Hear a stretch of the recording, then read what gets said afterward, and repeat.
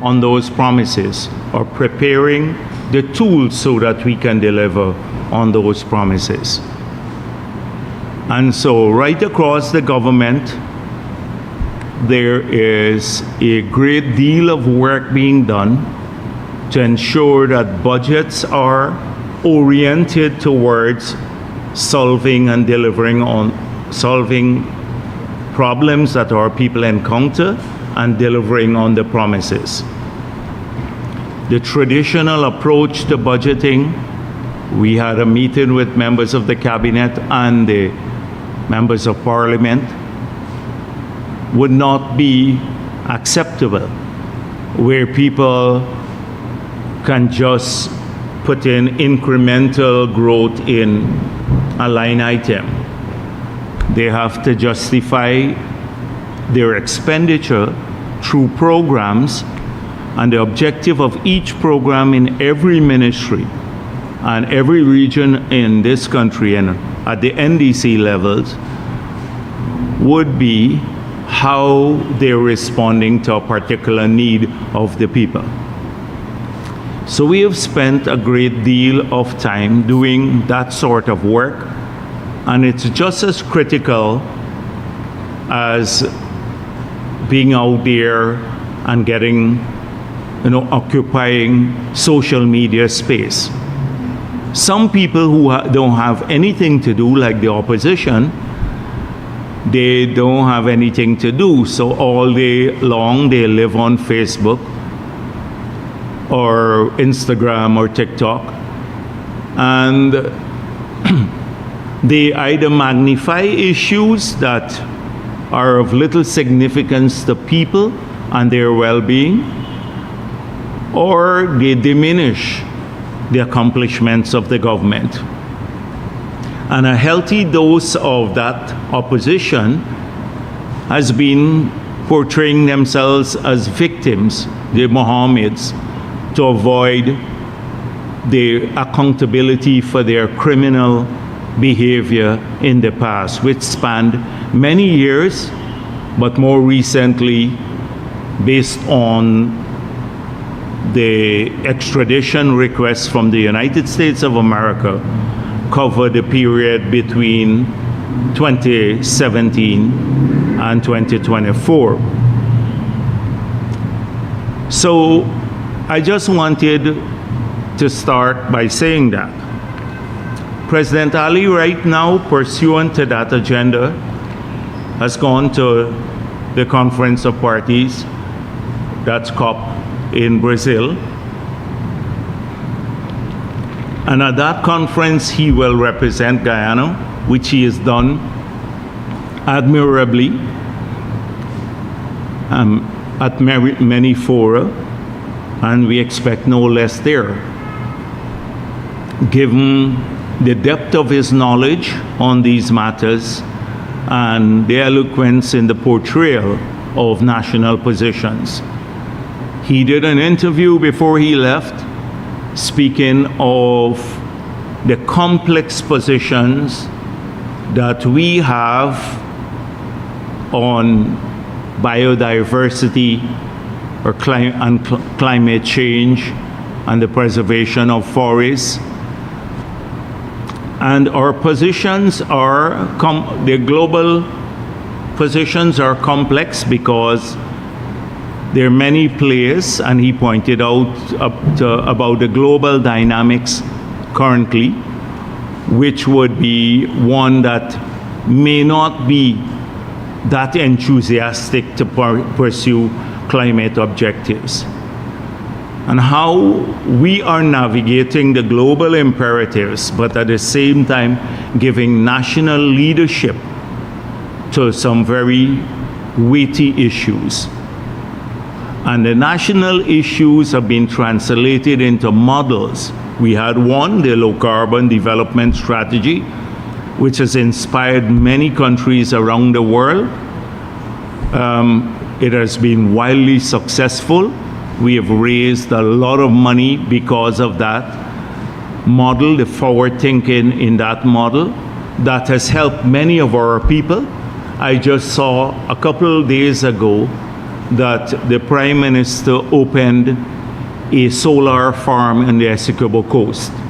And there'd be several others being opened shortly in Linden and in Berbice that will bring renewable energy to the people.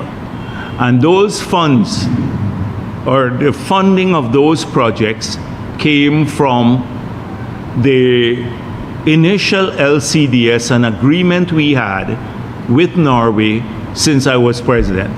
That was like in 2009, a long time ago. And the funding, now we're implementing it.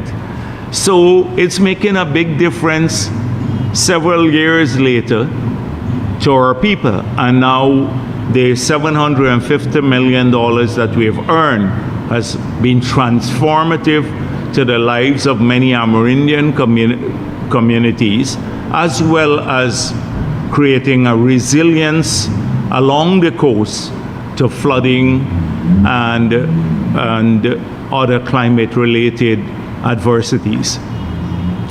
So we are leading again. And President Ali has now taken the mantle of focusing on biodiversity too. And we had a conference here, an international conference, and we're working to try to see how we can monetize biodiversity instruments so those could contribute to the preservation of biodiversity globally, but also to assisting people who live in communities where where biodiversity is at risk. So I expect at COP the President to continue to give leadership on these matters. Here, before he left, the President also pointed out that we are going to be doing a number of things. So very soon, he will make a number of announcements that will impact on the lives of many people and consistent with our manifesto promises. So we've made it clear that Budget 2026 will come early and it will have funding to do the things we promised. The President spoke of, once again, of the orientation of our manifesto, creating more jobs, better paying jobs, ensuring our people are better educated, they're healthier, that we solve community problems, drainage, garbage, security issues that people confront, keeping our country safe at the border. And he even spoke of, given what has happened recently, but even more so, given what we've been discussing over several years, the need for a migration policy. We have already started a few years back putting together the project that is being implemented right now that will register every migrant, but also every other citizen, and we'll have their biometrics. So every person in Guyana will have a card with biometrics, their facial recognition, everything there on it. If you don't have that card, hard to survive in this country. You can't be working because the employers, people who employ you, will face serious penalties when they check their workers and they don't have that card. To open a bank account, you need a card of that nature. To remit money to another country, because some people send money back home, we're here, you'd need that card. So we'll know everyone who is here in Guyana who is non-Guyanese. And we'll have all of their details too. And with the cameras that we're putting in, as we said, we're planning for about another 4,000 of those cameras that can recognize people. So once we put in the biometrics there, they can identify anyone, anywhere in the country at any time. So we can keep our country safe. Further, we have to pass laws to determine what rights people are going to have here if they are migrants. We want people to come and work because we need that, like on construction sites where we have shortages, etc.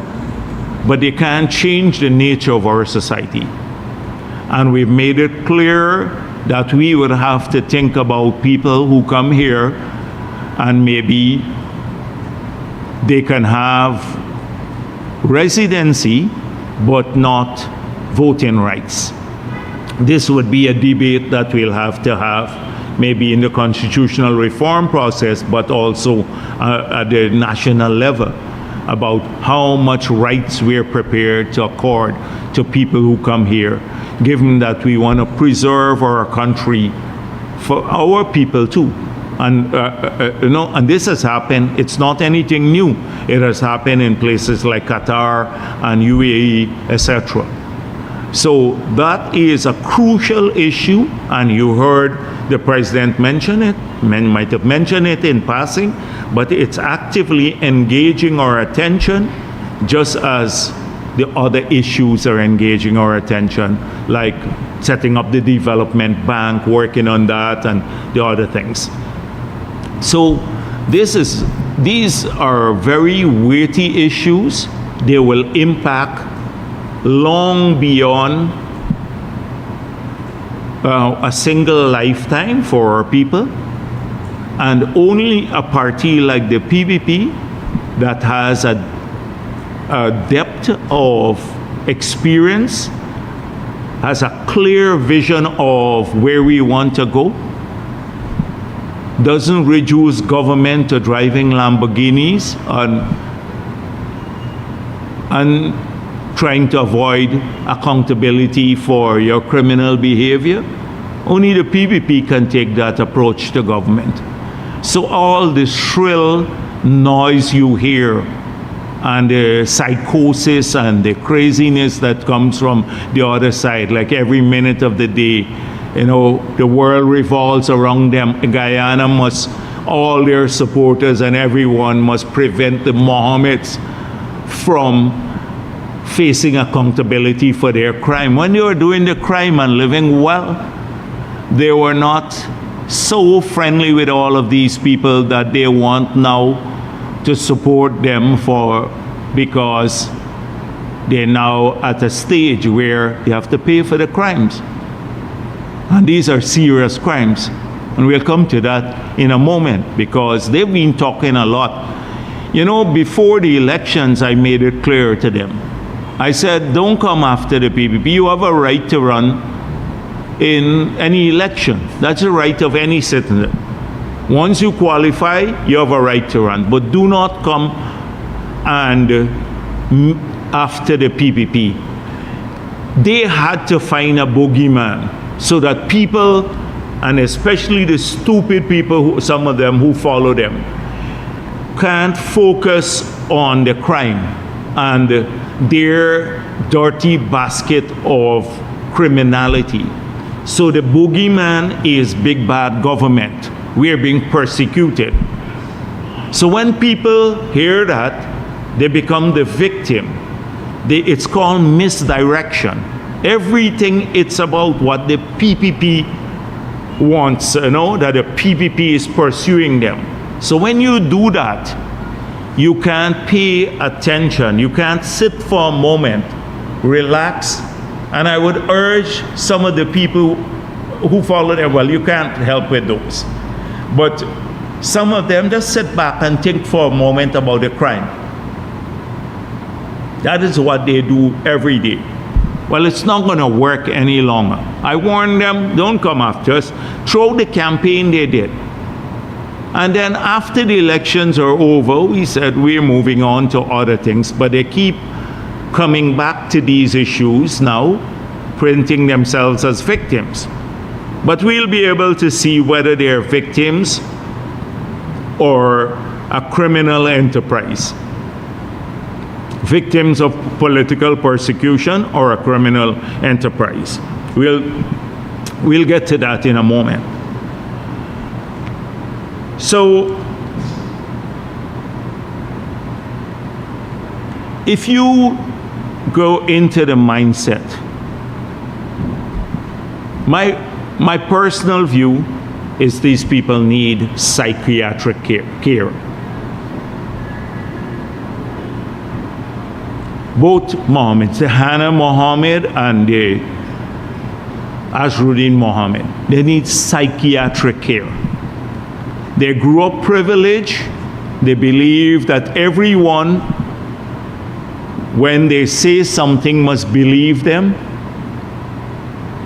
that they have no accountability for anything, and they have an inflated sense of self. So before the elections, as a manifestation of this delusion, they said, we'll win the elections. You remember that? They're going to win the elections. Their poll showed them, they polled 80,000 people, and 65% said they will vote for them.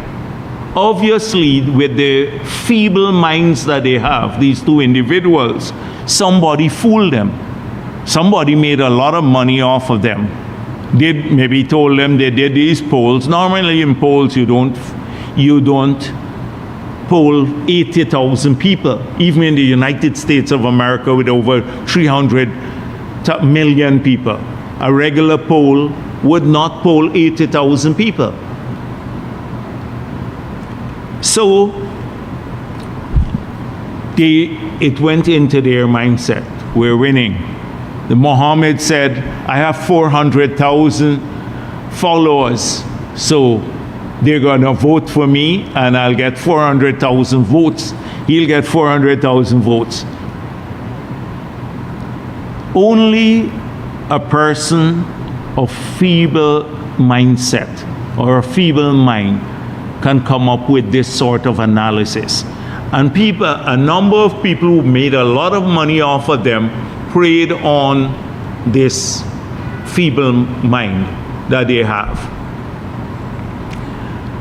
And we saw the manifestation of it just a couple days ago.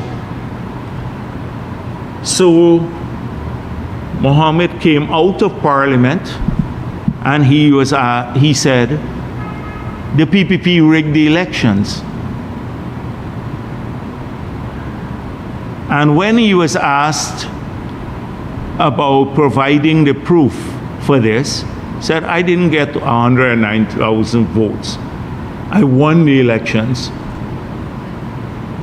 Not even APNU made such outrageous claims. Burnham made those stupid claims when Burnham was at the height of power in Guyana. And when asked for proof of it, he said, ask Jagdeo. I must provide proof about how he won the elections. And then he said, GCOM site went down for 3 hours and they changed. He was getting high votes and suddenly they changed it. Nobody else has complained about that. Not the observers, not APNU, nobody else. All the SOPs were uploaded almost the same night. And do you know what is the appalling thing in this country? That the entire media that was around him didn't say, are you a madman? Didn't ask him, are you a lunatic? How can you make such an outrageous claim, which was then repeated by his sister, that the elections were rigged and they won the presidency? It's evidence of lunacy. Something got to be going wrong in your head, unhinged. And that is why I said before all of this, I said that the Mohammeds entered politics. They were told for one reason. They knew they were under investigation globally because it started since APNU, and their names were submitted to Guyana since APNU days, as Trotman confirmed. They knew when the sanction came in June of 2024 that ultimately indictment and extradition will come because these are serious charges. They were told by their lawyers, if you're in politics, the US may not extradite you or may not indict you, because the lawyers probably felt that if you're in Colombia, members of parliament there have immunity. In Guyana's case, a member of parliament or even the leader of the opposition does not have immunity from prosecution locally or abroad. You saw when I was opposition leader, APNU came after me. I went to Sokou several times. I was basically arrested and taken to Sokou. So, the only position that offers you immunity is the presidency. And that's why he kept saying, people were calling me president before, since 2019, they were calling him president. And he realized that going into parliament now, that with all the pomp and ceremony, that it's not going to stave off. So his obsession is presidency. So he said he won the elections now, and he should be president, not Irfan Ali. This is a lunatic. And as I said before, he has a very mediocre mind. Mediocre mind. These one word or 5 word sentences that he crams before. I could see him mumbling there just before saying them. He thinks that was going to work and that will cut it. So how could anybody in Guyana, including his supporters and the dumb ones who all the time defend that? And they will defend it. They won the elections. If your boss tells you this, you got to be a madman to say that. Everybody else knows that. You got to be a madman, you and your sister, telling us you won the elections and you were cheated. No evidence, but you can't provide evidence of it. I hope that his followers, all of them, let's see what defense they will come up, what evidence they will put up of them winning. At least APNU followers used to claim they had the SOPs and Norton had it locked away or something like that. At least they claim. Let me see what the claim will be from their followers, all of those people who they pay, and some of the Venezuelan trolls on their page that are hiding the IP addresses. A large number of the 400,000 people are Venezuelans. Might be a lot of them may have been directed by the state agencies in Venezuela to support him on that page.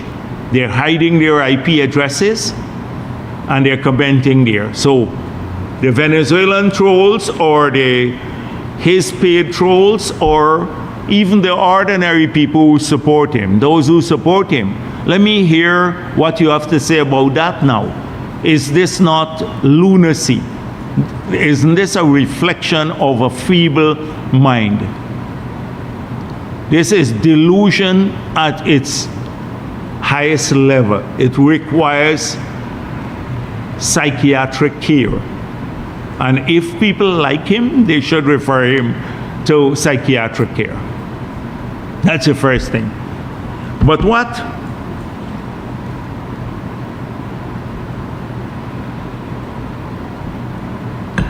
what was the thing in Parliament? Can you imagine when Norton or the others say that? The barrage of when they talk about winning elections. The same media will ask them 100 questions. You had a lot of media there, they accepted this. Oh, Jagdeo must provide the evidence for him. You know, that how the elections were rigged. And they talk about obsession, that I'm obsessed with them. But everything he went with his Lamborghini for me to see, he wants me to provide evidence of how he won the elections. They talk about obsession. They're obsessed. So that's one. That's the first thing.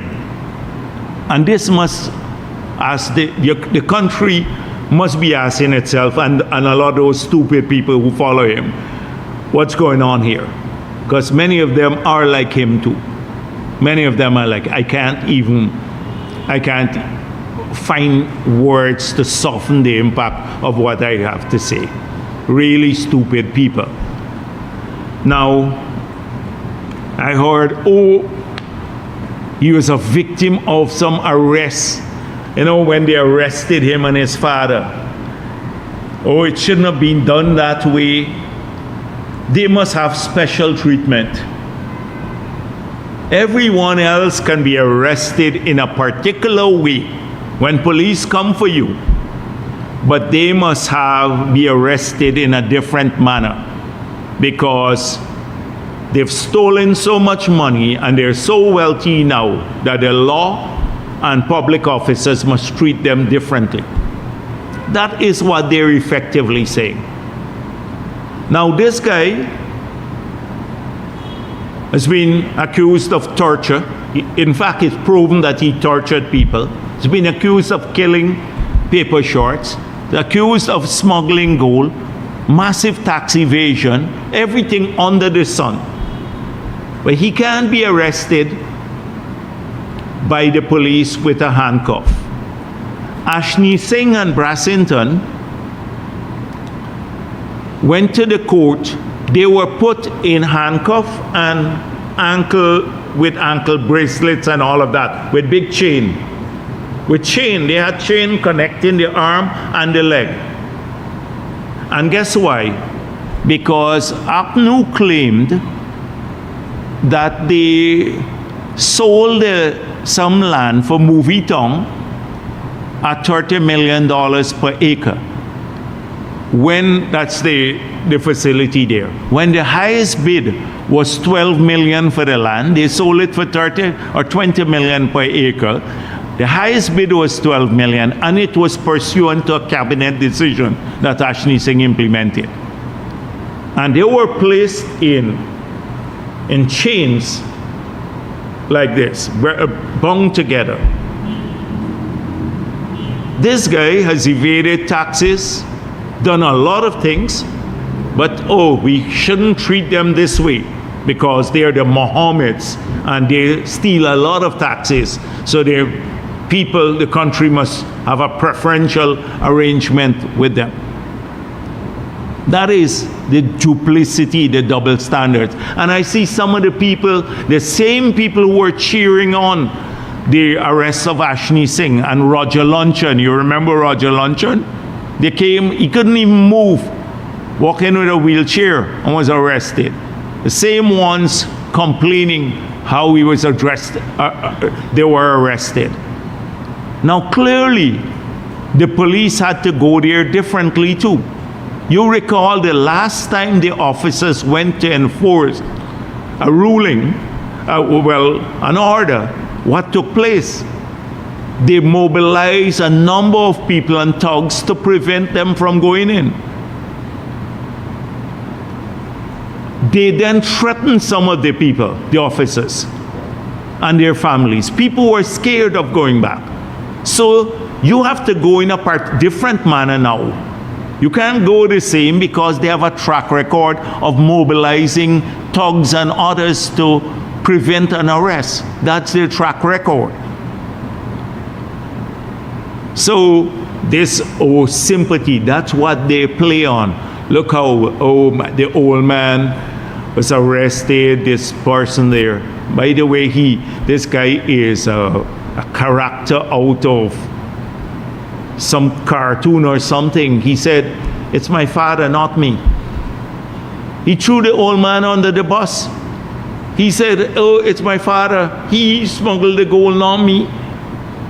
And when someone asked him, then he should go to jail alone. He said, "I'm not answering your question. You're from pro-PPP media." As though you can't ask him.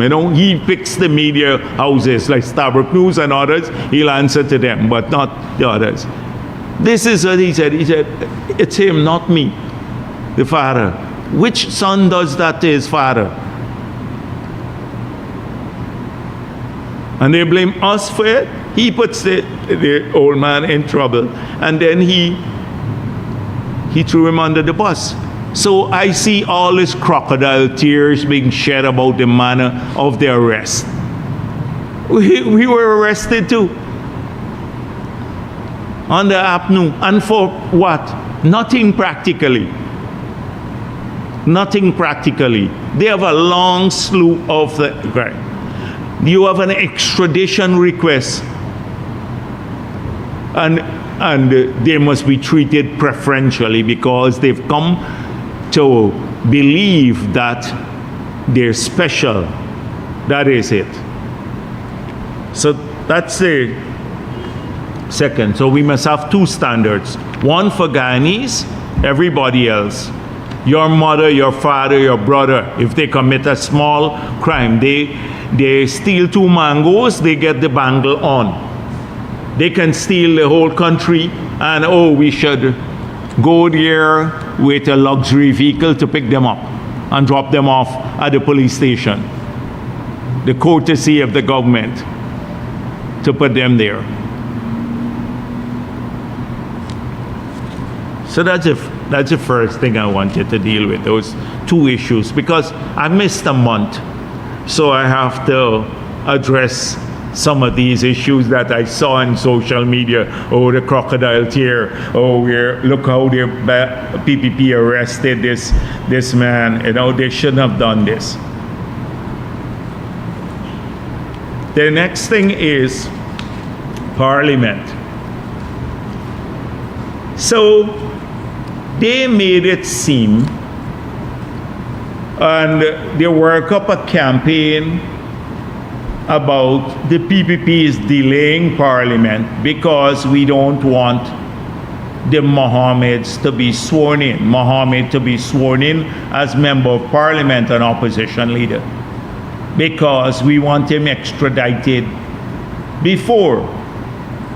Now, we know once there's an extradition request, given what I said, being sworn in doesn't have any impact on the extradition request.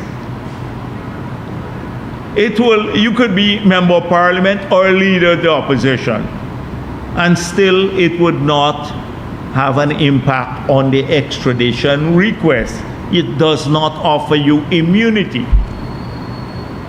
So they work up this thing again, or we're the victims of this delay, and government is delaying this. So I asked our people to look at 3 dates: the dissolution of Parliament, the election date, and the convening of the new Parliament with every term. And they went back over the years.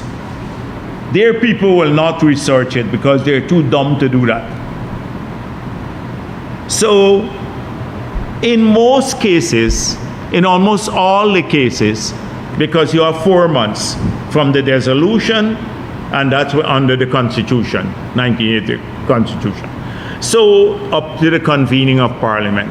In most cases, not all cases, every government took the full 4 months nearly So if elections were held early, like in one case it's held very early, you took 2 months to convene the parliament thereafter. Like in our case, the elections were held about 2 months after the dissolution of parliament, so we had another 2 months to convene parliament. If you held it like in 3 months after the dissolution, you had 1 month to convene parliament before it became unconstitutional. In most cases, every government, incoming government, I don't think APNU did that. They were so excited they went a month after, right? But remember, right, in 2015 they were excited. They're too stupid, right? They went immediately. You maximize your term. So if you have like 5 years, the 5-year term starts from the parliament is convened. So you take your time, you get a little honeymoon period, and you take as much before parliament is convened. It's done normally around the world.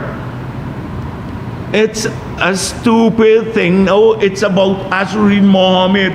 Nobody wants to, we are doing this deliberately. Look at the historical record when there was no Azruddin Mohammed. And you will see that governments tend to maximize their term in office. That's why long before this, so in the first press conference I had, I said that elections will be held in 2031. Because if you start the term, the 5-year term in November, you have constitutionally up to, I think, the end of January of 2031 to hold elections.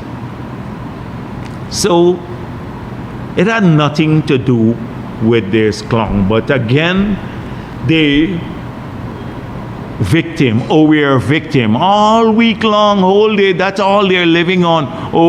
Holding the parliament. We must work, we must help him, convene early because we're so eager to have him and the country is so eager to have him there.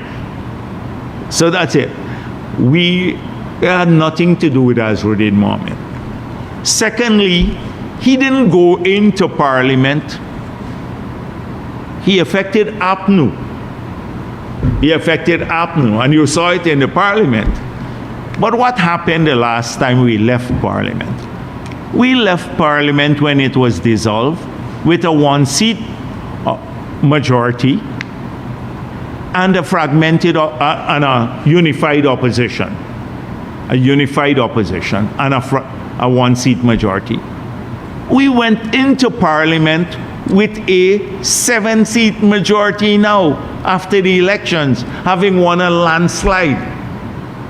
7 seats, we went back to parliament now the first day with 7 seats more than the other side. We only had 1 seat more, and an opposition that split into 3. Which party should be happy about it all? We're happy we went into parliament and you saw that reflected in our faces. And we know, we made it clear we're going to work hard to grow that by 2031. And we know we're part of the executive. We have all these programs lined up to make sure our people have a better life by that time. So he is hoping that he wouldn't go away. He's hoping, Primus said they can extradite him, they will not extradite his money. Primus, that's one truthful thing. Primus said, they would extradite him, but they would extradite his money. His party will grow here. What grow? The PVP is united, it's strong, and we're going to start not just our government work soon, but also political work across the country. And we're a formidable party. We're a strong party. We demonstrated that in the elections when all sorts of challenges from him came and people were saying we're a minority, we're going to be a minority.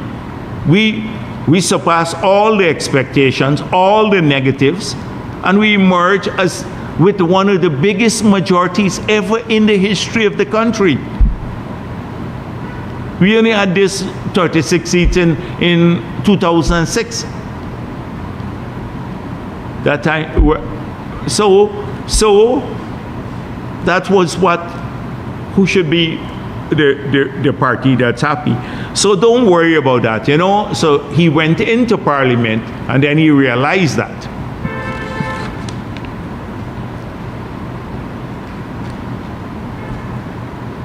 So I saw Starbuck News was gushing over him. They wrote an article. You write that, such an article that's like a lick-ass article. You should read it about him. This is a sickeningly flowery article that means nothing. So they said,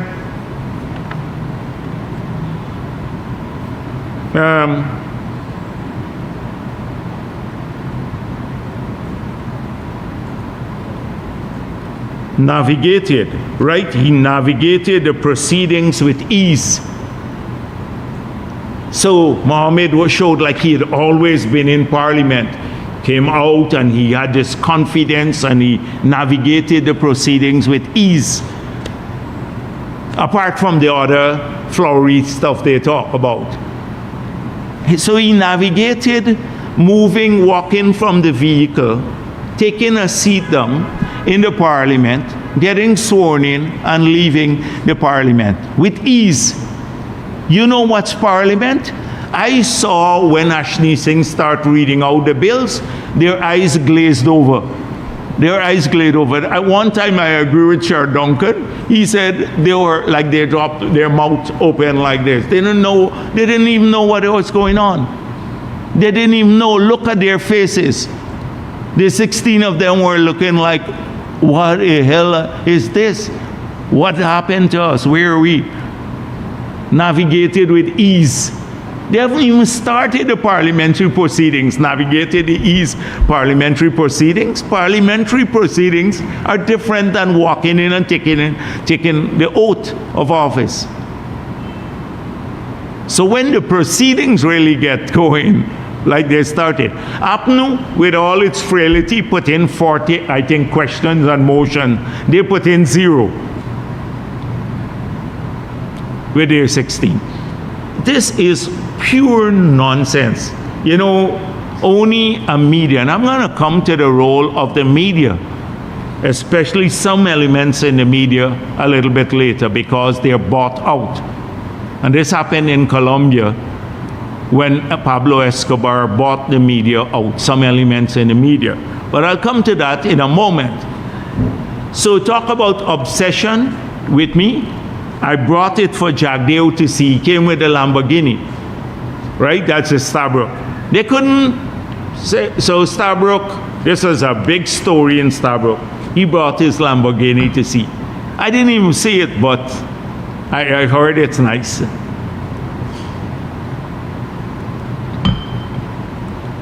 And I was just going to say something else about it, but let me refrain from that now.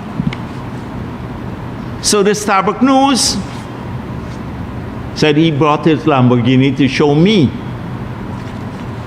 Now this Lamborghini, from what I gather, doesn't have any insurance. You know, to drive on the road without insurance, if you're a Guyanese, any Guyanese, you're an ordinary citizen, you're a reporter, if the police catch you, you're in trouble. You understand that? If you hit down someone on the road without insurance, you're in big trouble. But as I said before, the arrogance and impunity, he drives the Lamborghini to the parliament to show Jagdeo that he can break the laws of the country. You could show me anywhere. You could send me a picture of your Lamborghini. I don't give a damn about what your Lamborghini. But what he is effectively doing is say, the police, I was going to use a bad word, to the police and everyone else and the country. So if I would hold Hickens, the commissioner of police, personally responsible if a child or anyone gets hit down on the road and get killed or maimed by that Lamborghini when it's on the road.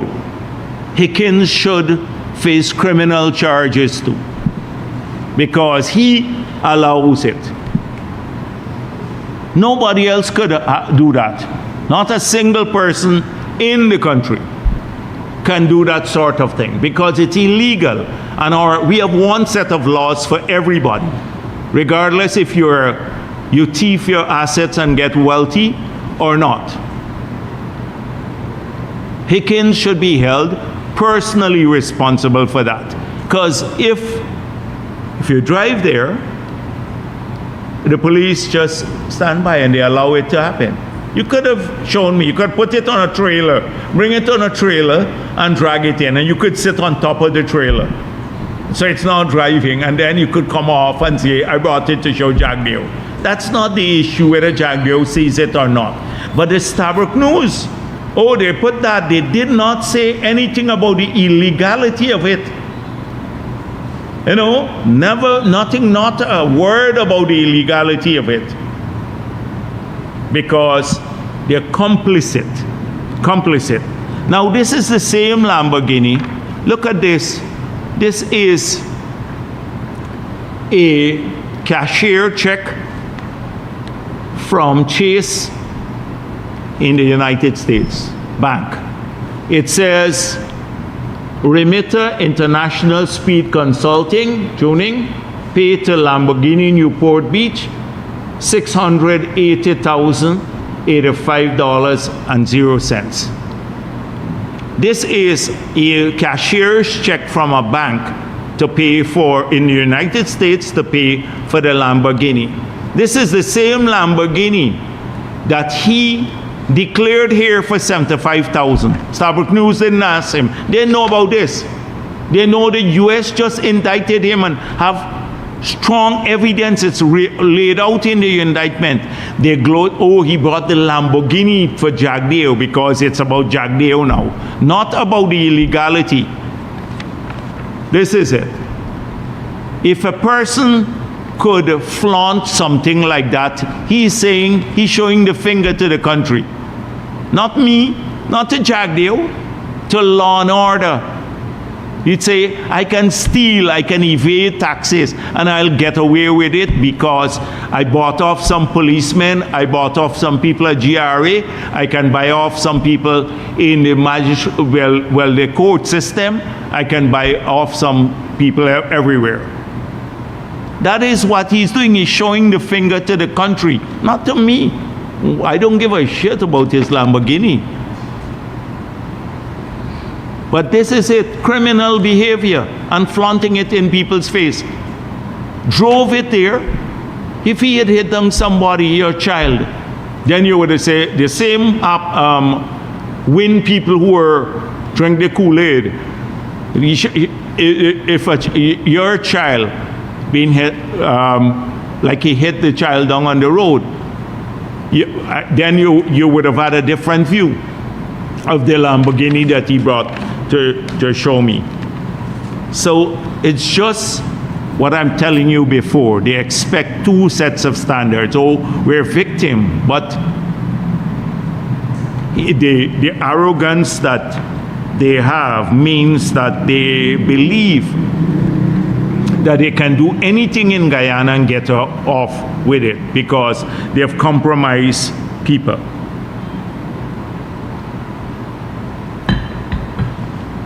So we saw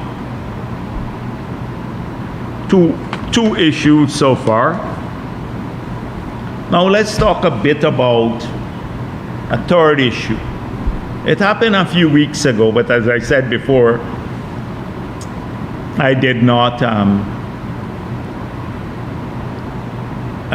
have a press conference. So Starbuck News, again, Starbuck News, I think they're bought off by the Mohammeds, put a story out which says to help the Mohammeds again, because their connection with Venezuela is a very important one. They're trying to cut that connection or any discussion of it in the public domain, because apart from the charges that are the indictment around these a few matters that have already been filed, I believe that when they go up to the United States of America, there'd be several on the indictment relating to connection with Venezuela, connection with Colombia, connection with Middle East. And the Jamaican lawyers point this out, or pointed this out too. So they need somebody to help them cut this connection. As I said before, they bought off many elements of the local media. So you'd recall when Minister Todd pointed out that he spoke with the ambassador, and the ambassador confirmed. He said the Mohammeds went into the embassy. The ambassador confirmed that.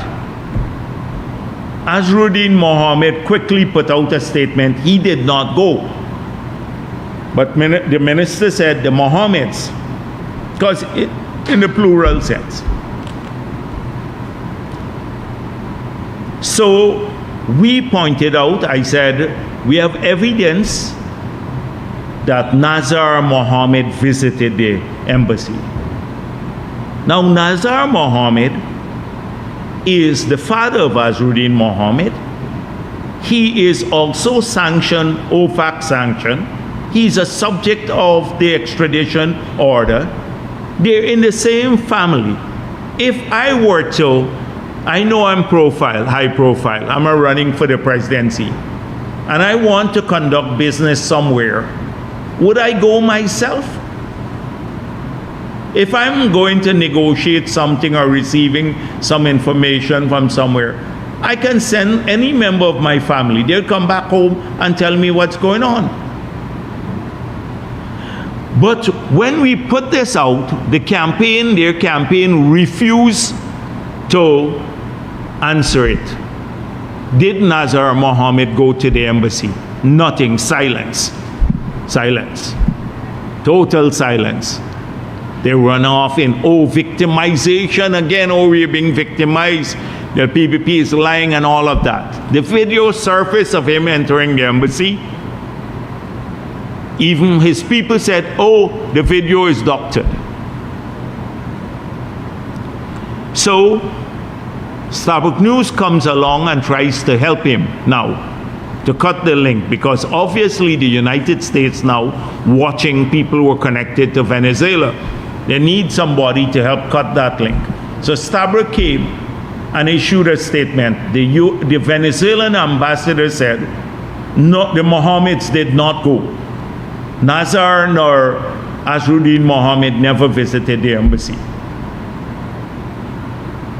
So obviously they think that that will go to the United States, and then they would say the PPP was lying.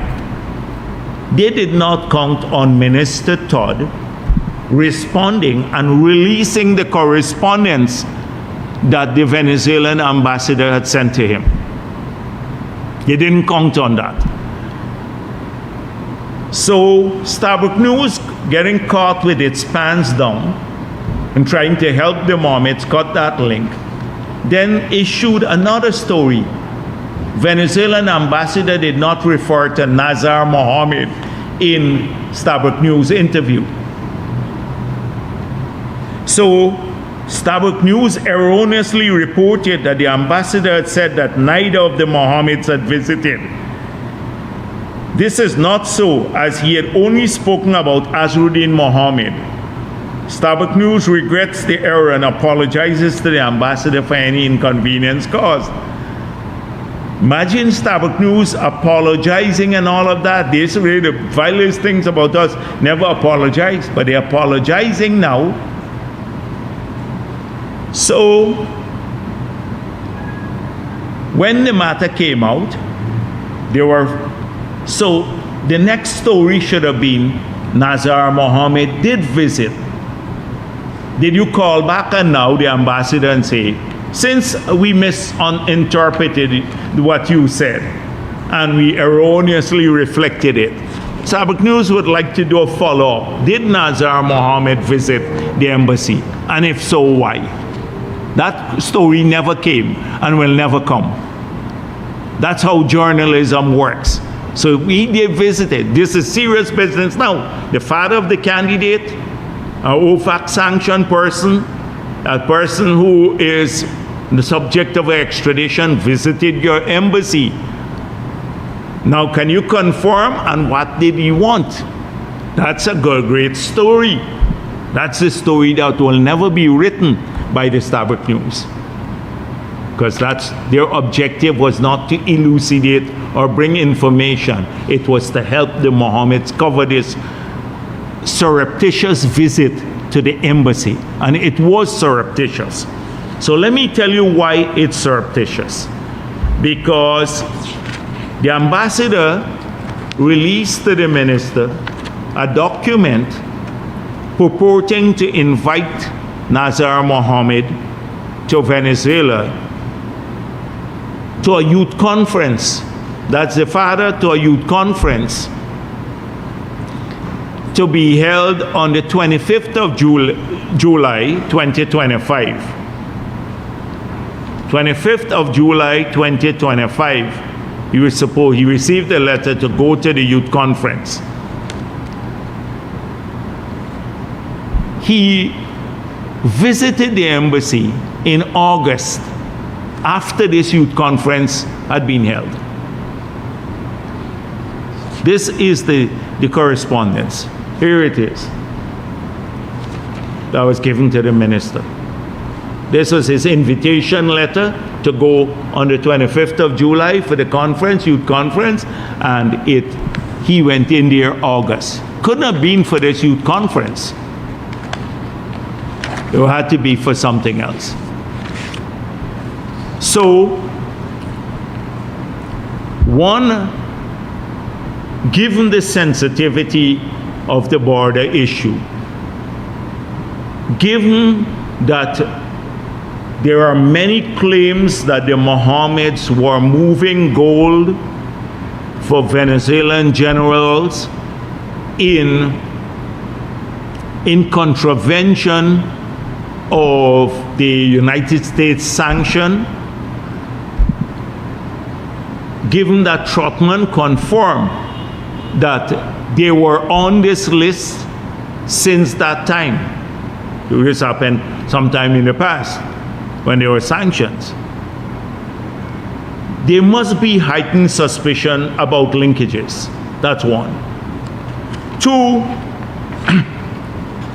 I made it clear that US Congress people get briefings.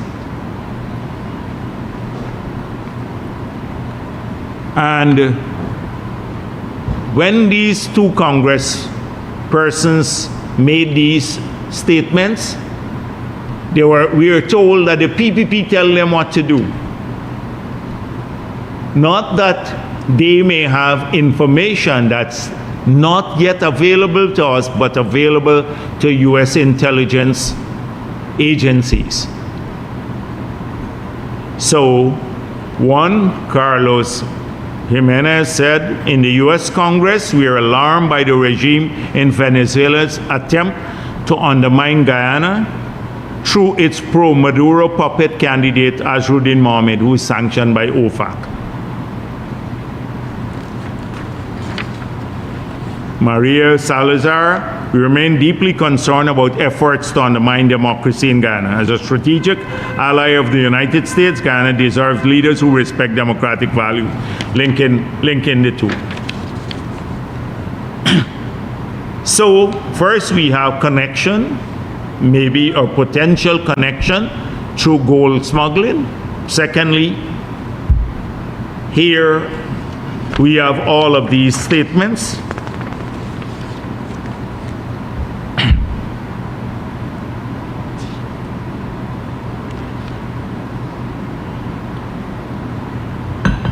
Third is when I see a lot of speculation about the terrorist incident in Guyana in the public domain. And what struck me was the lukewarm response from Team Mohammed to the efforts that every other media house made and every other political party in trying to get these people. When the police statements came out to replicate them, etc., they didn't put it on their page. So what I found very strange,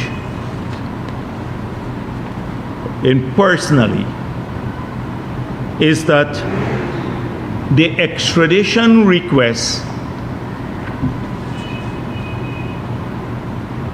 was sent, I think, to the State Department and Justice Department on the 26th of October.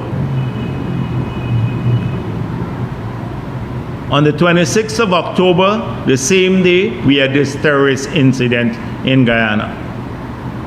On the 27th of October, they were signed. On the 30th of October, we had the extradition request.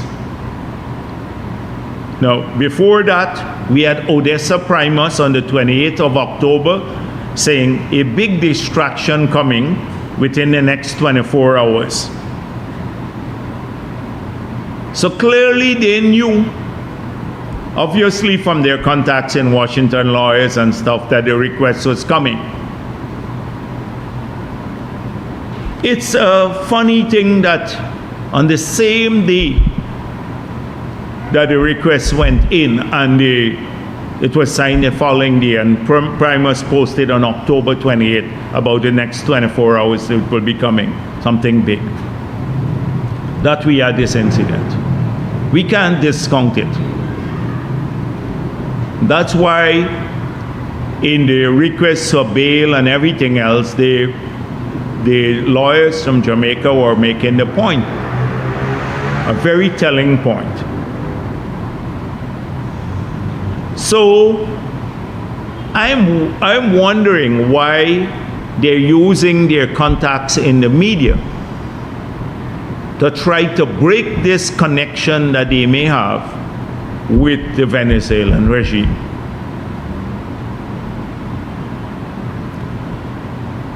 Now,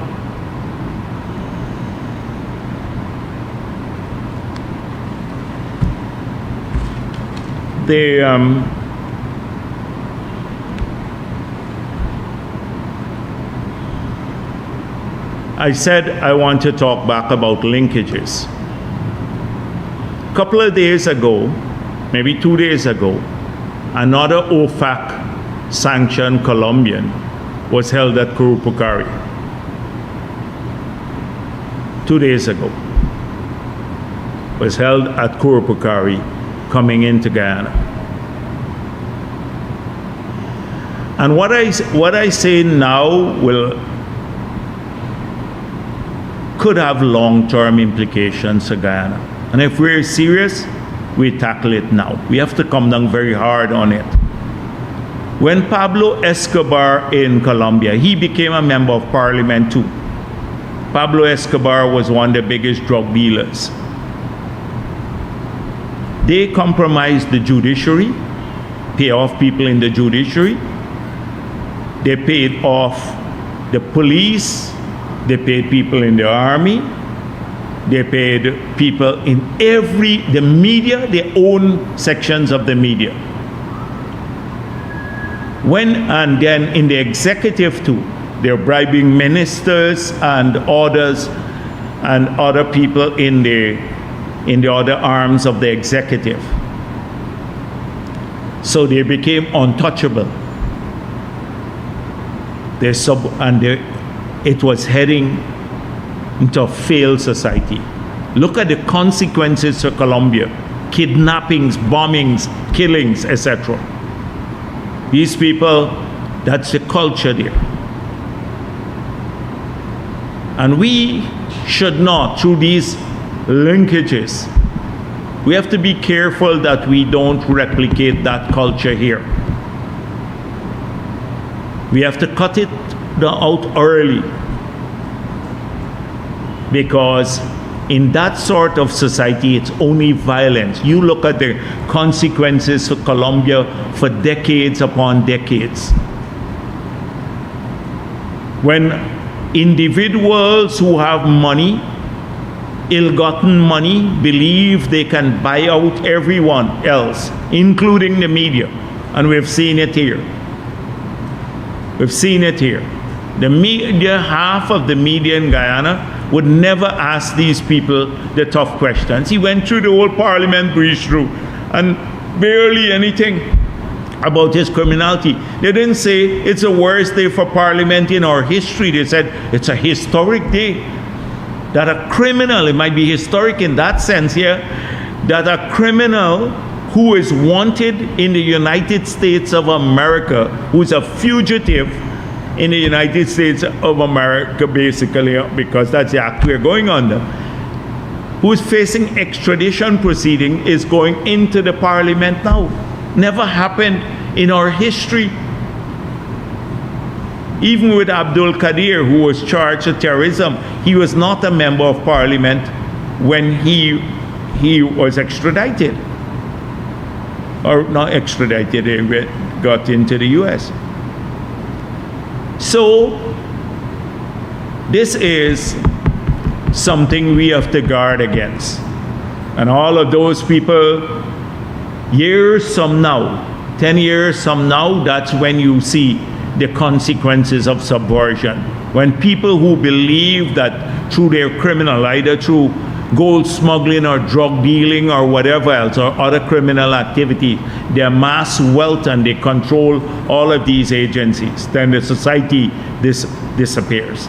And that's what these guys would like.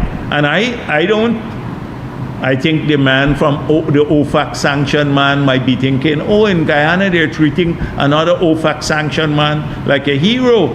Some of these people might as well go down there in Guyana.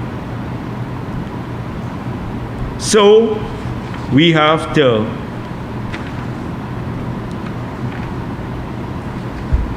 look at that. It's not just the media. Look at the cover-up from political operatives. So APNU is compromised. APNU, I'm convinced the leadership, and some people in the leadership, not all, they took money from the Mohammeds. So it's not just media, it's not just executive bodies, it's not just judiciary they go after. They buy political parties. And I believe they bought APNU. They bought APNU. That's why APNU did not put up a resistance in the elections. They bought leaders in APNU. Darren Wade said he was told, instructed, or basically he sought clearance and from the leadership of APNU to go and defend their competitors in the elections. Why do you think that when they were arrested, APNU didn't say a word about the extradition, the illegality, nothing? They talk about the manner of arrest, but they arrested Ashni Singh and Brassington and put them in chains. They were worried about the manner of arrest of the Mohammeds, because Mohammeds got money, so they paid it to APNU. Look at the lukewarm, nothing that comes from APNU now. They compromise the leadership.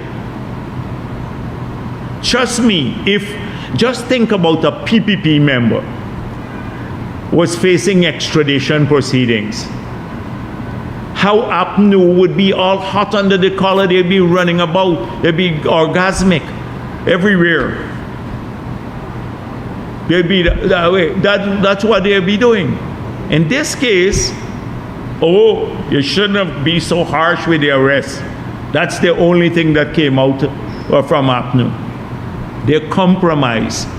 They are bought. They're bought.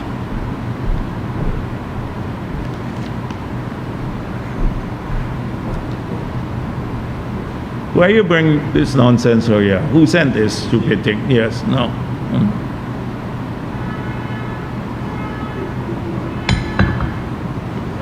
So I'll deal with that in a moment. Yes, so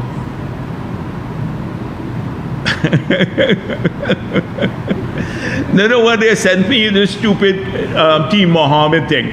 Imagine a vice president would sit and rant over 1 hour about a Lamborghini. For Christmas, I'll give you the car once the citizens receive their cash grant. You won't give me the car now. I don't want your car. You won't give me the car. The Lamborghini. I don't want it. I want you to pay the taxes. I want you to go and face accountability for your crime. That's what I want. He wants to give me the car now. This clown, yes. So he's watching? He's watching, yeah. Since you see who's obsessed with who? Now, I've dealt with people like, I dealt with Desmond Hoyt as president.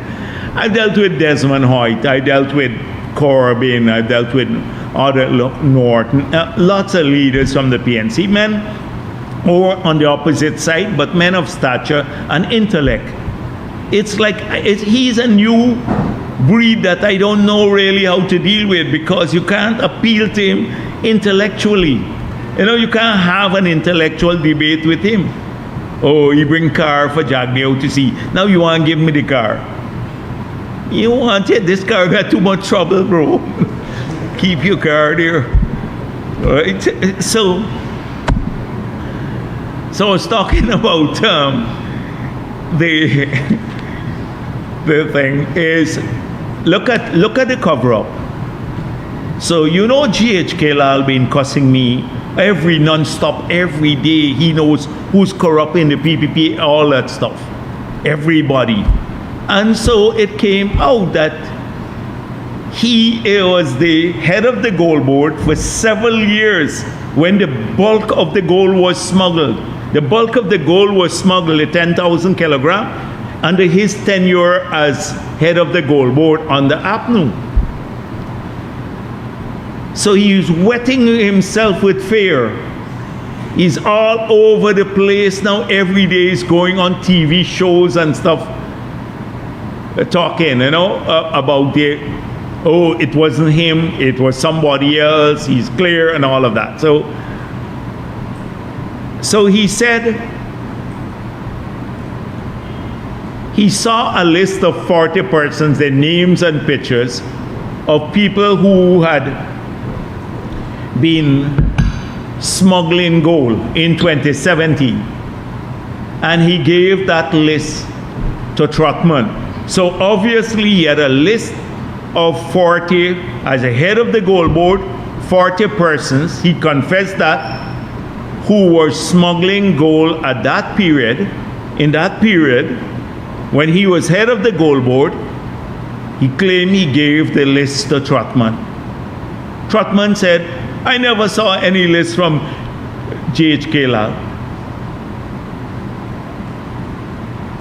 And GHK Lal then said, the Mohammeds were not on the list. Trotman said, I had a list that had the Mohammeds on it. I had a different list. I didn't get it from GHK Lal, but it had the Mohammeds. So clearly you see what we're talking about. You see what we're talking about. So the Mohammeds, this is not just about buying out media, etc. They bought a whole political party in APNU through a couple of leaders. They bought it.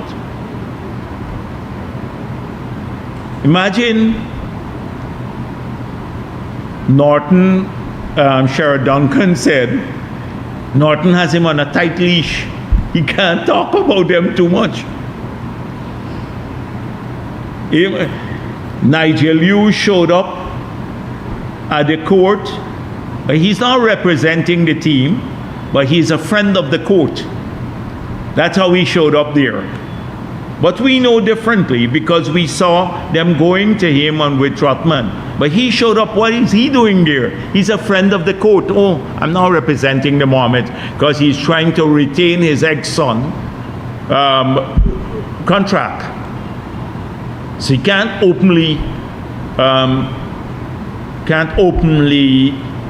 represent them. So he shows up as a friend of the court, but really representing them. Now, Rosedale Ford is there. Rosedale Ford was the new PNC leader, was supposed to be the new PNC leader. You remember at one time? He showed up, the whole PNC apparatus. So, linkages, compromise, all of these things. That's what we are playing with here.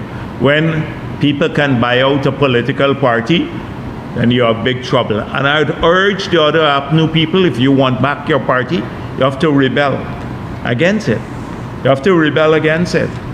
Because this road is not going to lead you into a healthy future. So let's come to the extradition now. So the request came. So they like to say, oh, the PPP really bring in this request, and oh, the PPP is, everything is PPP. PPP investigating, now the PPP was investigating. The United States was investigating them from 2017. So now, even before we are in office, the indictments were brought before a grand jury of a large number of people in the United States of America. They believe that there's sufficient evidence to convict in the United States of America. That's a jury, and they decided to indict them. The request came from the United States. So you see here, this is the Attorney General. Someone signed for the Attorney General of the United States of America. And this request came from Marco Rubio himself, the U.S. Secretary of State. You see his signature there? Marco Rubio. It's not a junior man in Florida. Or it's the U.S. Secretary of State. That's it, his signature there. That's the seriousness. It's at the level, the federal level, by the U.S. Secretary of State the request came from. We are part of a treaty. We are part of an international community that believes that people must pay for their crimes. There are several transnational crimes involved here in this matter. If you read the indictment itself, so I saw his lawyer saying,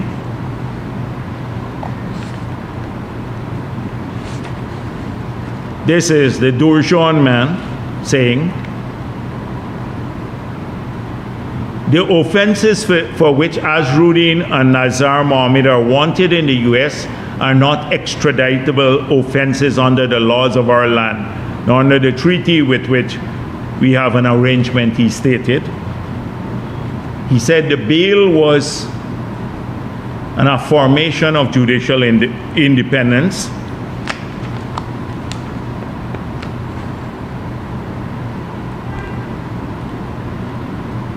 Then went on,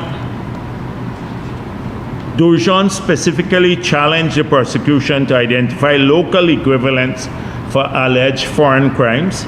He has failed to explain what is one single counterpart in our law. What is the counterpart in our law about mail fraud, Durjan stated, concluding that there is no law in Guyana that addresses mail fraud and it's not extraditable.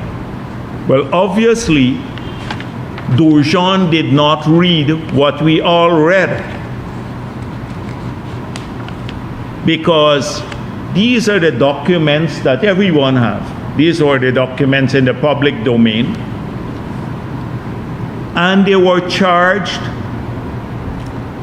in 3 areas, 3 sets of charges: conspiracy to commit mail fraud, conspiracy to commit wire fraud, and conspiracy to commit money laundering. Money laundering is an offense in Guyana, a serious offense, and it's an offense in the United States of America. It's extraditable. So clearly, Durjan remained at mail fraud. He didn't read the very document that's in the public domain, which speaks about committing money laundering. And from this small document, because obviously the U.S. doesn't want to play all of its card until the prosecution starts. But from the cursory read of this document that's already filed in the portal that is available to everyone, it speaks about Company 1, with offices in Miami, provided secure worldwide transportation services for precious metal shipments originating from Latin America.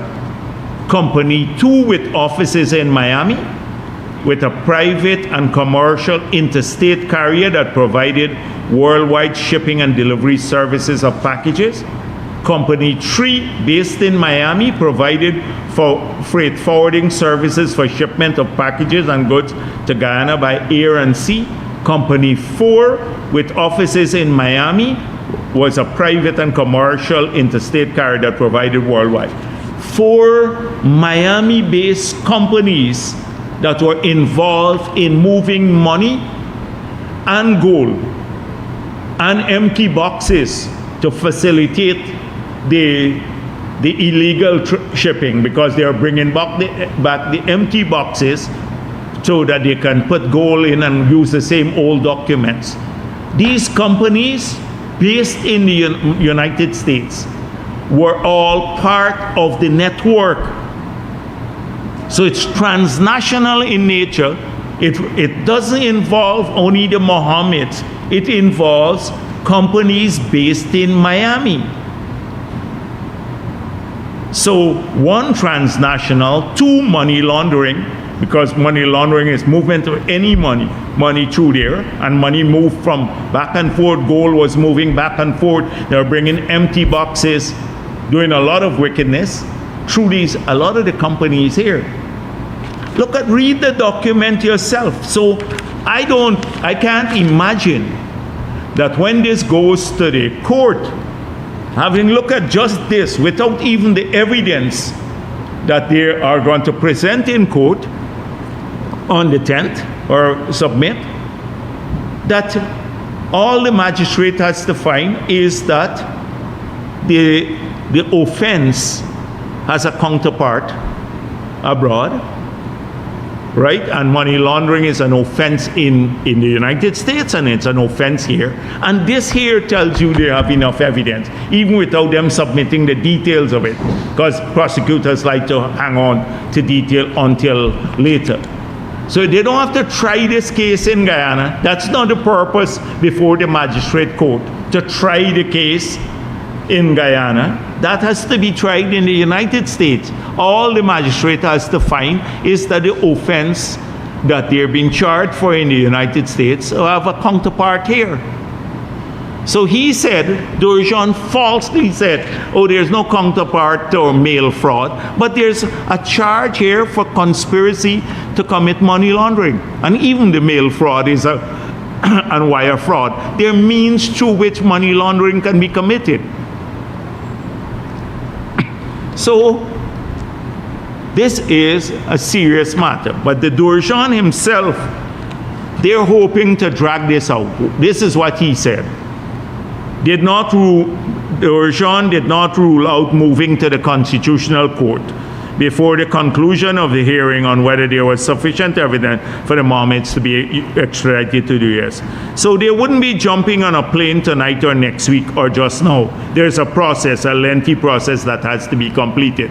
That's what they're hoping. They're going to use blocking techniques to delay it all over the place by filing frivolous lawsuits everywhere, going to the Constitutional Court, etc.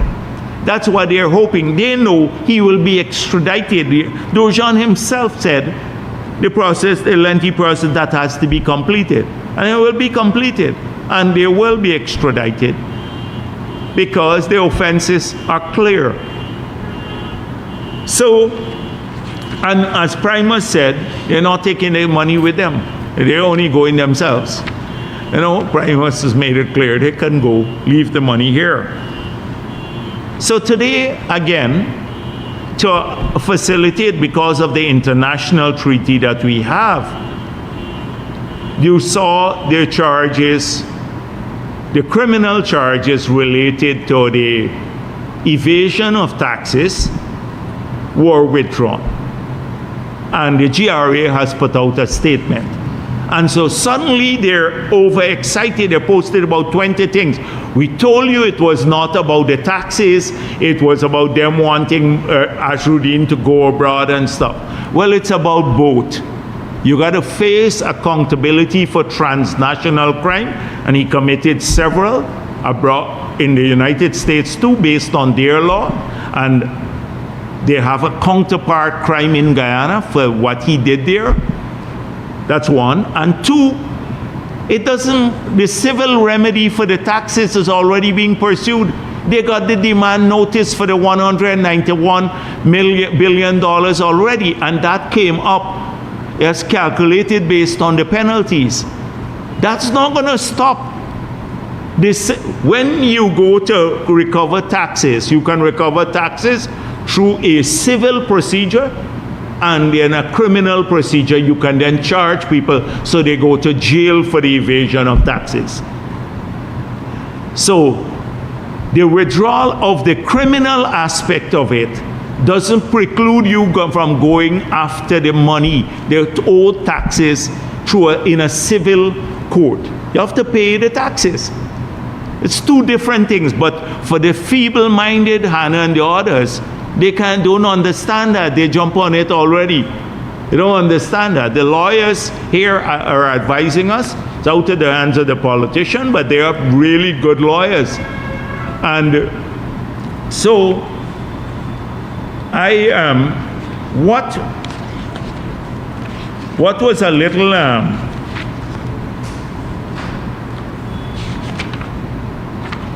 about this whole thing about bail. So this is a serious matter. Don't worry. His lawyers are collecting a lot of money. They have to talk a lot. But people like Roysdale Ford, remember? Roysdale Ford has lost every election case he has had. He is not a great lawyer. He would talk about the constitutional matters and etc., like what they did with elections, and they lost everything. They have a duty to collect collect money from their client, so they got to go and find something. Lawyers do that. It doesn't mean what they say is sound. They have to justify the money they collect, and a lot of it is the money they're collected. So there is this affirmation of, I was looking for something that the seriousness of this offense. In other parts of the world, people don't get bail. Here in Guyana, it's peculiar. But let me tell you who recognized how serious the offense was. Roysdale Ford himself. This is what Roysdale Ford told the court, because he recognized that bail may not be given because it's a serious offense. He said, this is a Demerara Wave story. Mr. Ford offered a number of safeguards in addition to cash bail to ensure the Mohammeds do not flee their jurisdiction. They include reporting to the police several times daily, drone monitoring of their homes, bracelet monitoring, police accompanying them to hospital, and lodging of all of their property. So clearly, even they didn't expect bail, I think. They offered all of this. They gave the court everything. They said, we're going to, several times a day, the Mohammeds would report to the police, drone monitoring over their homes. They'd have this electronic bracelet. They can't come out of their homes and stuff like that. Their police can accompany them to the hospital. All their property they would lodge. So they must have been shocked themselves when bail was given. That is what we are confronting. This is to tell you how serious it is. But here, not only bail was set, so that bail was set at $150. A cash bail, because you didn't need to get a draft. It was Friday afternoon. It wasn't the seriousness of the offense that determined bail. It was a convenience to the Mohammeds. So they could pay $150,000 in cash. People don't get bail for that. You can imagine the world looking on at Guyana and saying, what is happening in that country? What's happening? And from the US and everywhere else. What is happening? Rosedale Ford, based on the Demerara Wave story, knew the seriousness. That's why he offered all of these things to the court. And so all of those people who talk in a lot of the Kool-Aid gang here, this is what is serious. This is a serious offense. Extradition, and it was not by a junior man in the United States. The United States Secretary of State has signed the extradition document. Marco Rubio speaks for he's a member of the cabinet in the United States of America. Pam Bondi, her office signed it. Came from that level. So they think that it will go away just like that. No, going to go away.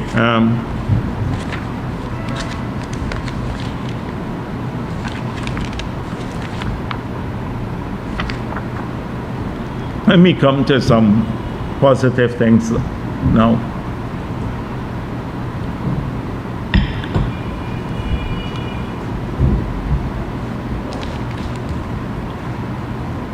So the half-year report is in. Many of you have seen the positive things that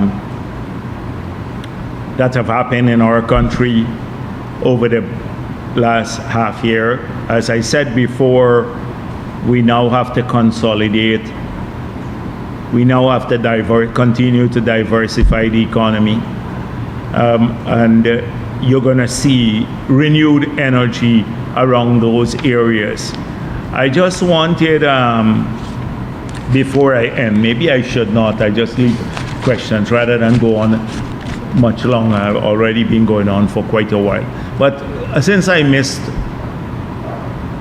the 3 weeks, there's a fourth week, and since they think I have an obsession with the Mohammeds, that's why they said Jagdeo was an obsession. They have an obsession with us. So I want Jagdeo to see, he wants to give me his car and everything. No, I don't need that. So we'll continue to do what's right. We'll continue to do what's right. We're not working for the Mohammeds. We don't care about all of the threats and everything else that they're making to try to subvert witnesses. If they come down like a ton of brick on the head. And we're watching the people who are going to not perform their duty because they're compromised. We're watching them carefully. That's all I have to say. Thank you.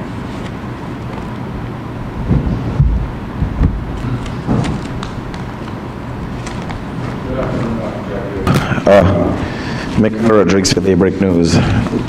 Just to depart from the Mohammeds and deal with some serious issues, business people are still complaining about access to foreign currency. Sometimes when requests are made to banks, it's taking upwards of 3 weeks to have their request processed. Is the government monitoring this? And we are monitoring it, and as I said before, you have people who put in multiple requests. A lot of the businessmen, when we look at their framework, we see multiple requests. They'll go to 5 banks and put in the same request at several banks. So we have that. We have a number of people still think they can beat the system, especially people, not the Guyanese so much, you know, the groups that we're looking at, to create leakages to pay for goods going to Trinidad. We still have that as a big, pressing issue. 3 weeks to get their money.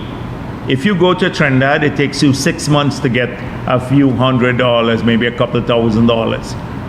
3 weeks, if they have good relations with the banks, then they get resources. We have adequate funds to inject in the banking system. We have adequate funds to inject. There is a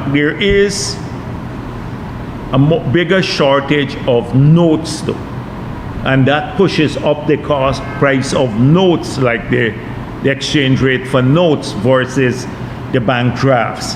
And the reason is that the illicit users, they want to buy the notes because they can't come through the banking system. So some of these companies, like some Chinese companies and others, they go and buy the notes. They're prepared to pay more for the notes. So it's creating a shortage of the notes more because they can't come through the formal banking system. So we've been seeing that. And there are people who come here and they come in to take cash to places like Panama and all of that. We're watching it carefully, where they're taking out large quantities of cash. They declare it, but they take it out to Panama. They should be using the banking system if it's legitimate, not to take bundles of cash out, because it puts more strain on the availability of the physical currency, because that's harder to get than the bank drafts.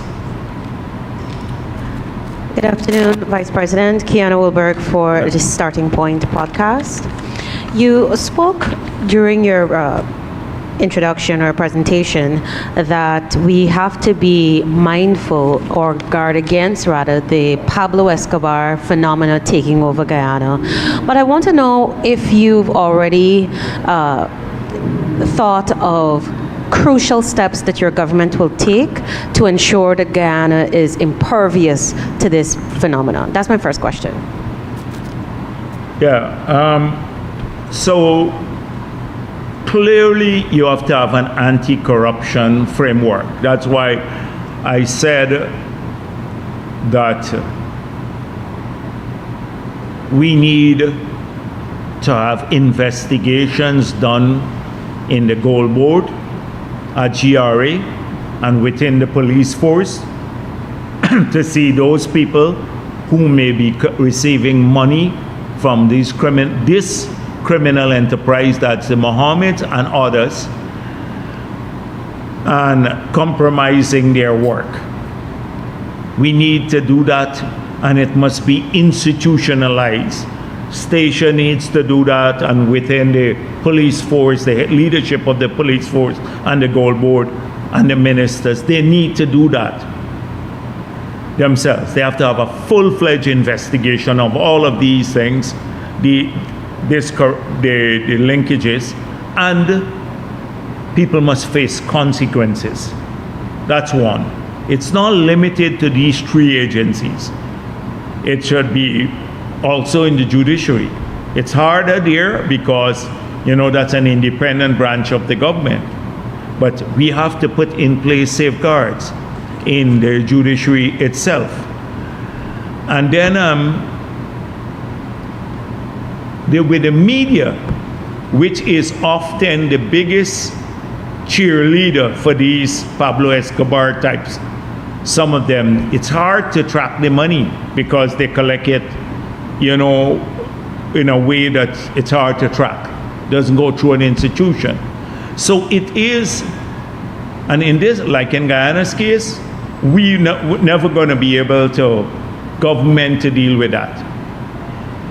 So you have to just expose people, and you can see the orientation on the basis of the reporting.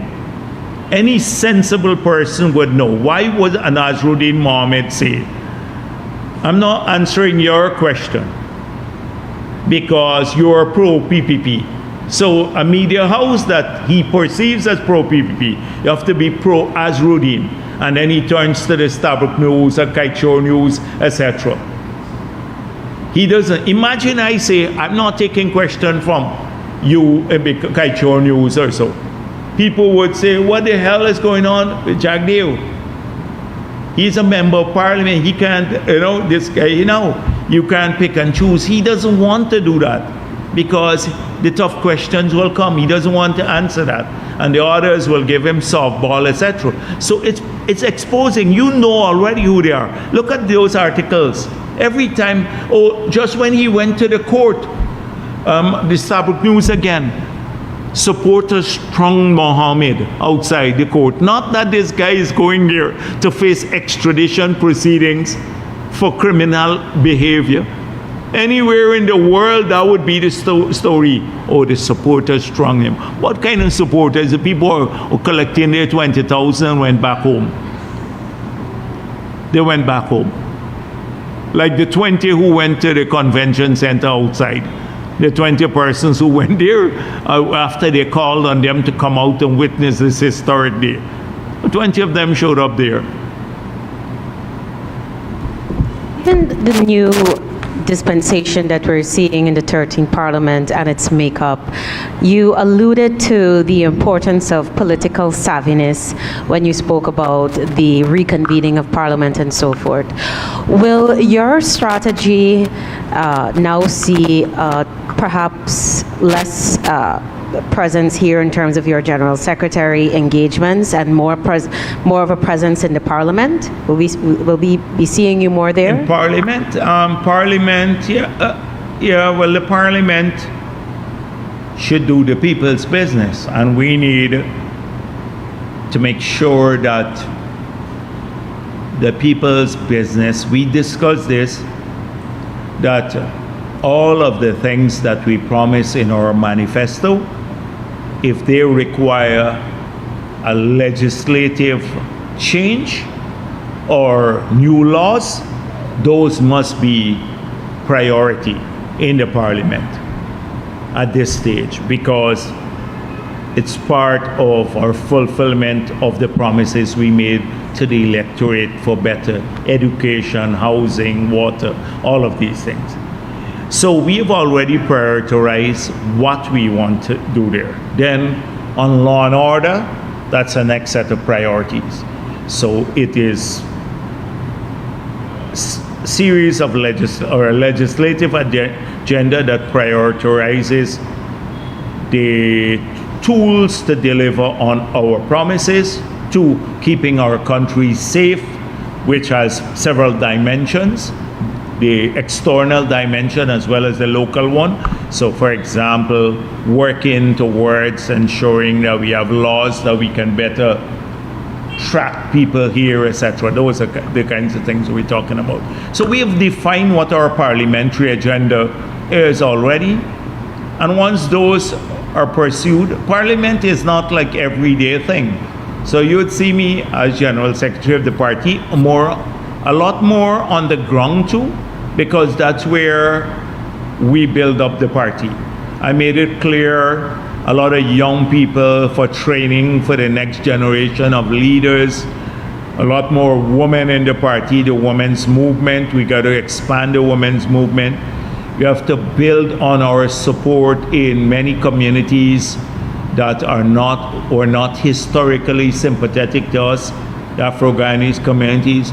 in the Amerindian communities, we have to respond to a lot of young people because a lot of them have asked for different sorts of things than just the road. They don't want a road. Many of them want more training opportunities. So being sensitive to that. In the Indo-Guyanese communities, they want to make sure that they also are, that we don't neglect those communities. That's a strong part of our base. So we're going to be a lot on the ground. So they got pipe dreams about 2031. They got a lot of pipe dreams about 2031. Let me tell you, they don't understand. A lot of the people, the first time impact is different. The novelty thing wears off. People would see their performance in Parliament. The novelty wears off. And people will go for stable, secure government that progressively takes care of our people. Jobs, security, education, health, etc. That's what we are offering as PPP. Thank you. Finally from me, Vice President, you alluded to the agenda that the government will be rolling out in Parliament, and I was wondering if you can give us some insight on the legislative agenda for the oil and gas industry. I know there's been a lot of focus on developing gas, yes. So what can you if tell us that about requires legislative changes, then fine, but there are some regulations that we now need to put in place for the main act that we passed, and also on the environmental side, the one on pollution. Those are the two acts that we need to complete the regulations for. If we need further legislative changes to facilitate the growth of the gas sector, that will be done. To monetize and democratize the opportunities that we spoke of, like fertilizer and the cooking gas, and promoting Guyanese ownership. Should we need legislative changes, then that will be done too, to structure the companies in a manner that would allow us to get Guyanese ownership of those companies. We may move forward there too with legislative changes. Local content, definitely. I saw the president of ExxonMobil here saying that might not be, and you may not need to move the percentages up or change the law. Well, we believe it has to be changed. I disagree with him on that. We are going to be having that conference, and that will require either through the regulations, or if the core act has to be changed, we'll change it. So it will be agenda driven. A lot of what we need to do will be, they would have a legislative arm. Jarabai. First question, the media report, your reaction to the increase in money supply, increase in the non-oil economy and so on, specifically, and a question on biodiversity instruments, which you mentioned in your opening statement. After Apple would have purchased our credits and so on, have other companies also expressed an interest, or airlines? Because at one point we were trying to get airlines to purchase the credits. Yeah, so yes, there have been some small sales that we are pursuing, but high priced, because we don't want to compromise on the price that we got through the Hess arrangement. In the voluntary market, as I said before, there is no compliance market outside of the CORSIA market, and that market is very tiny. So where most of these emissions are traded would be on the voluntary markets. And that again is low volume and low price. We don't want to diminish the high quality of our carbon saving efforts by entering those markets at a low price, or else we would have sold everything already. So even the sales that are smaller that we are pursuing must maintain the same high level price that we got. So we're not rushing to do that. We still have 70% of our credits to sell. So we're not rushing to do any of that. When the good opportunities come along, we will then pursue them. But there must be really high valued opportunities. On money supply and stuff, money supply has to do a lot with, sometimes it's deliberate and it shrinks or it expands deliberately. And then sometimes it happens because of economic conditions. So often in times of, if the money supply grows beyond the real economy, it promotes inflation. If it shrinks too much based on the transactional need for money, it leads to economic shrinkages or lost opportunities. So often it's a balance, and a 6 months movement is not a good gauge or barometer to judge a macroeconomic policy. Macroeconomic policy is made up of several things. You look at the four macro accounts, you look at your balance of payment, you look at exchange rate policy, interest rate policy, and then you determine to some extent whether you want money supply to grow or not. You look at the fiscal deficit and how you'd finance it. So don't try to judge too much from a 6 months report of a movement in a particular variable. The non-oil economy grew in a healthy fashion. You saw that. In a healthy, which is pleasing, very pleasing. Okay, yeah, go ahead. Good afternoon. Dr. Bharrat Jagdeo, we saw President Ali encouraging Guyanese to set up their bank accounts to access the cash grants. What would happen to those living in the hinterland? What mechanism will be placed? We're looking at that. Nobody will be denied their cash grant because they don't have a bank account. But it's good to do that. So we're obsessing over this issue. When you talk about obsession, it's not with Mohammed, it's how do we get all of our people connected to the financial system? Even people who live in guns, the most remote parts of our country, or say Barometer. So not just coastal areas. So this is where fintech, internet banking, mobile banking is important. And that's what we are working on aggressively, to see whether through the taxation system we can encourage people to provide that service. So you could be in Ghana and you have a phone, and because they have now the internet connection, you can check your account, you can have an account, you can have your money paid into your account right there and stuff like that. You can track it. We are trying to see if we can put in electronic. You can't have a bank in every area, but you may be able to have in some central areas like terminals where people can go and access cash.